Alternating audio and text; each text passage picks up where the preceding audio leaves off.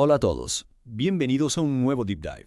Empezamos un recorrido para comprender cómo superar una ruptura amorosa, un tema que nos ha tocado a todos, ¿verdad? Sin duda. Y hoy no solo vamos a entender mejor el proceso, sino que también vamos a armarnos de estrategias prácticas para sanar y seguir adelante. Me encanta la idea. Tenemos un texto preparado con información súper útil, pero antes de profundizar en él, me gustaría compartir una historia de superación que me parece realmente inspiradora. ¿De qué historia se trata? La historia de J.K. Rowling, la autora de Harry Potter. ¿La conoces? Claro, es un ejemplo perfecto de resiliencia. Exacto. Después de su divorcio, Rowling se enfrentó a muchísimos desafíos, muchos desafíos. Mientras criaba sola a su hija, incluso llegó a experimentar episodios de depresión. Es cierto, su historia es realmente conmovedora. Y fue en medio de esos momentos difíciles, momentos de mucha oscuridad, que la magia de Harry Potter comenzó a tomar forma. ¿Te imaginas? Es increíble cómo a veces el dolor puede ser un catalizador para la creatividad, ¿no te parece? Totalmente. Y creo que podemos conectar la experiencia de Rowling con nuestro tema de hoy. ¿Cómo podemos usar nuestras propias experiencias para sanar después de una ruptura? Bueno, Rowling no solo escribió sobre su dolor, sino que utilizó la escritura como una herramienta para procesarlo. Es decir, que la escritura se convirtió en su vía de escape. Exactamente. Los dementores, esas criaturas que absorben la felicidad de las personas en los libros de Harry Potter, fueron inspirados por su propia lucha contra la depresión. ¡Wow! No lo sabía. Su historia nos muestra que podemos transformar nuestras experiencias difíciles en algo positivo y significativo. Increíble. ¿Y qué nos dice el texto que tenemos sobre cómo superar una ruptura amorosa? ¿Qué nos dice sobre cómo podemos usar nuestras propias experiencias para sanar? El texto nos plantea que una ruptura amorosa es un proceso de duelo, similar al que experimentamos con la muerte de un ser querido. Tiene mucho sentido.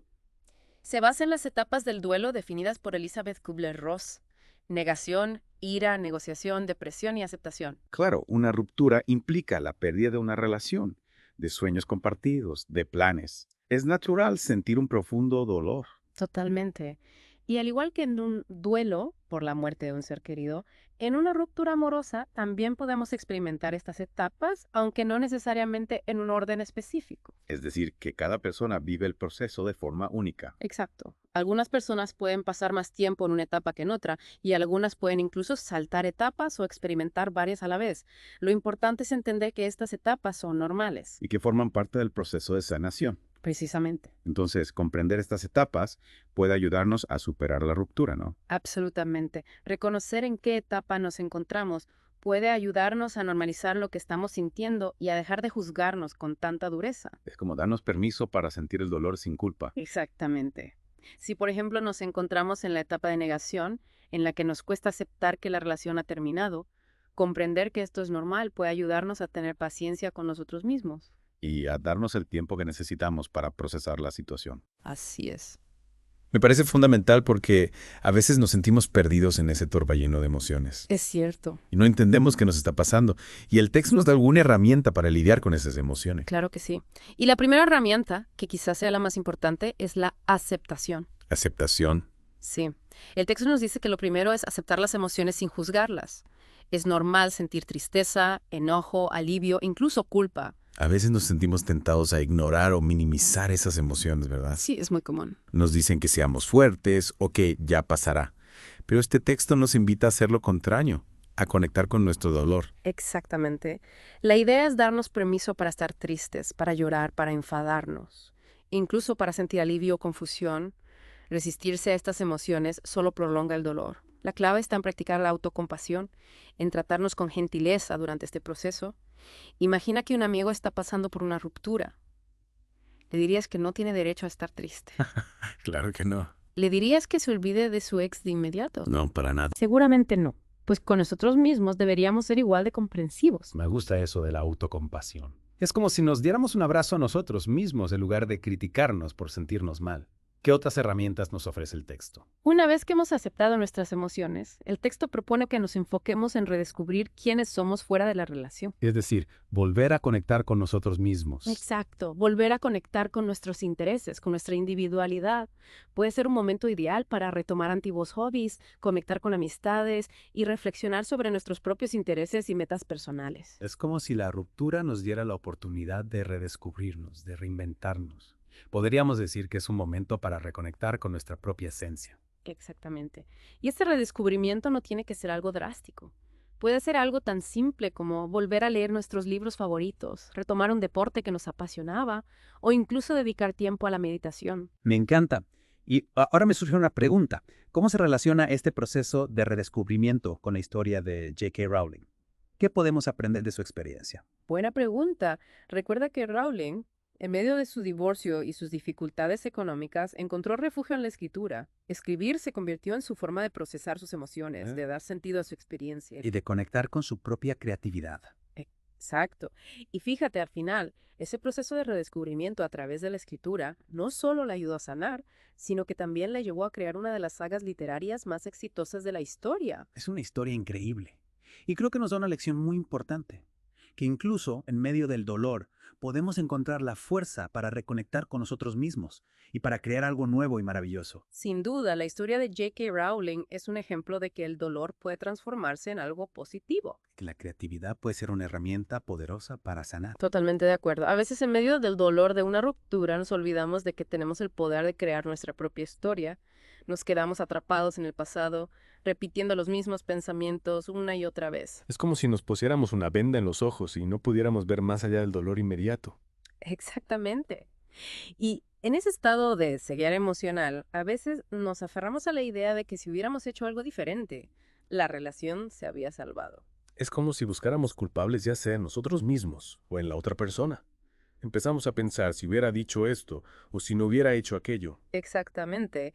Y caemos en un ciclo de "y sí, yo", que nos mantiene atrapados en el pasado y nos impide avanzar en nuestro proceso de sanación. Es importante recordar que las relaciones son un camino de dos Claro. y que la decisión de terminar una relación rara vez se basa en un solo factor. Es como intentar resolver un rompecabezas con solo la mitad de las piezas. No podemos entender completamente la ruptura si solo nos enfocamos en nuestra propia perspectiva. Precisamente. Por eso, en lugar de buscar culpables, es más constructivo enfocarnos en aprender de la experiencia. ¿En qué sentido?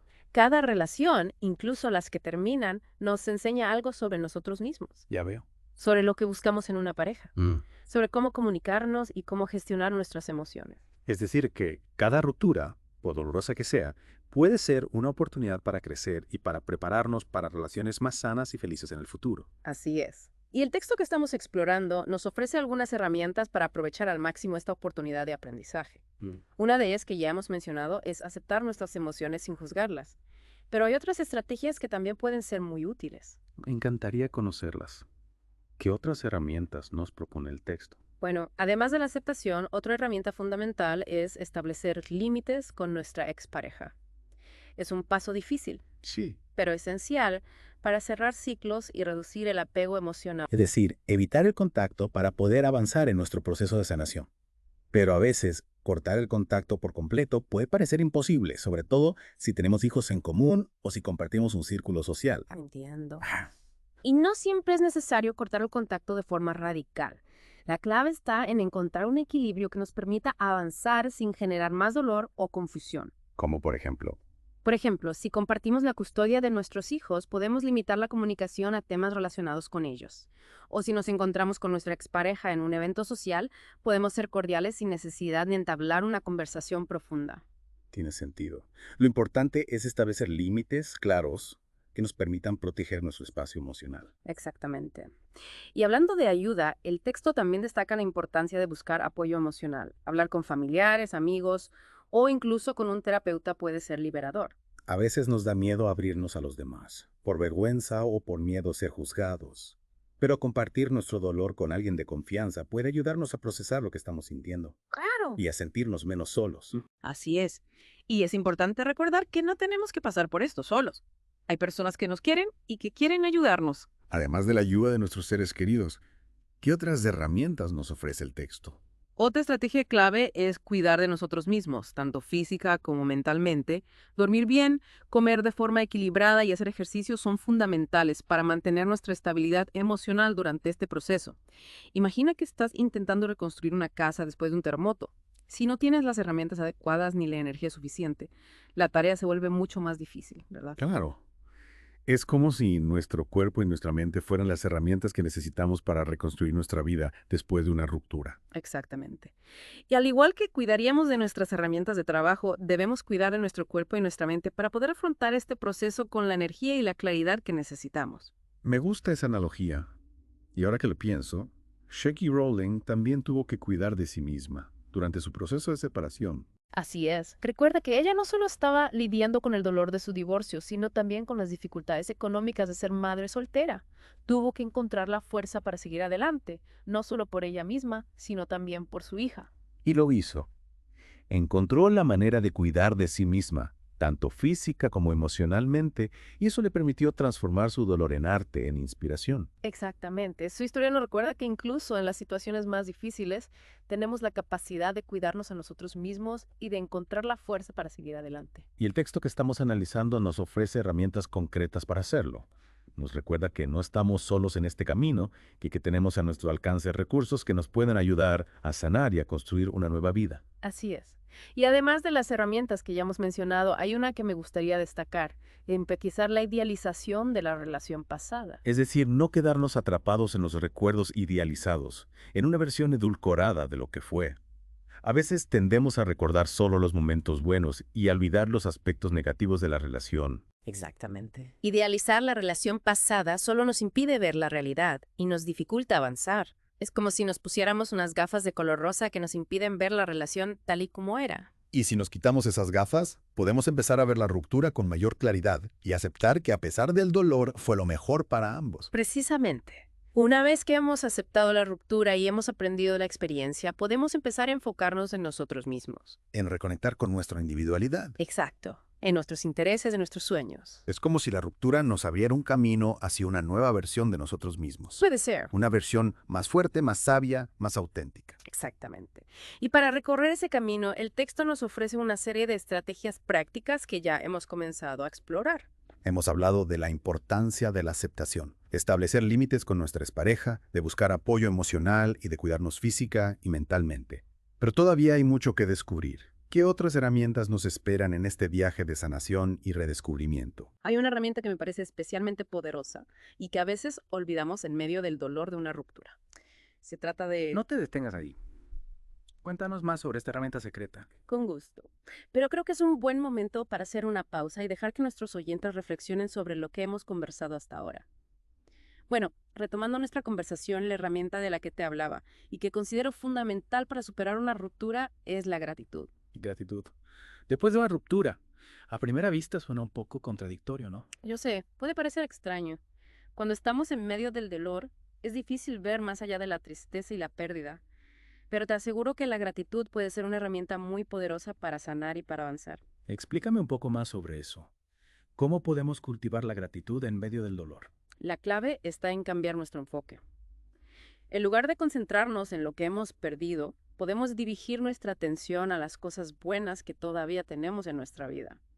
Nuestra familia, nuestros amigos, nuestra salud, nuestro trabajo, nuestras pasiones. Es como si, en lugar de mirar el vaso medio vacío, nos enfocáramos en la parte que todavía está llena. Exactamente. Y al hacerlo empezamos a cambiar nuestra perspectiva. Nos damos cuenta de que, a pesar de la ruptura, todavía hay muchas cosas buenas en nuestra vida. Y eso nos ayuda a sentirnos más positivos y esperanzados. Me gusta esa idea.